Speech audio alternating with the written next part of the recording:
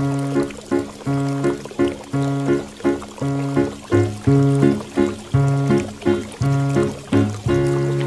んぐりをたどってもつきません。森の小さなレストラン、空っぽのポケットをまっさぐって忘れた人からたどり着く。予約は一つもありません。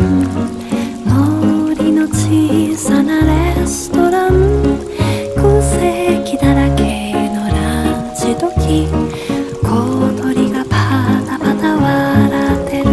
チュルチュンチュンチュンチュンチュンチュルチュン。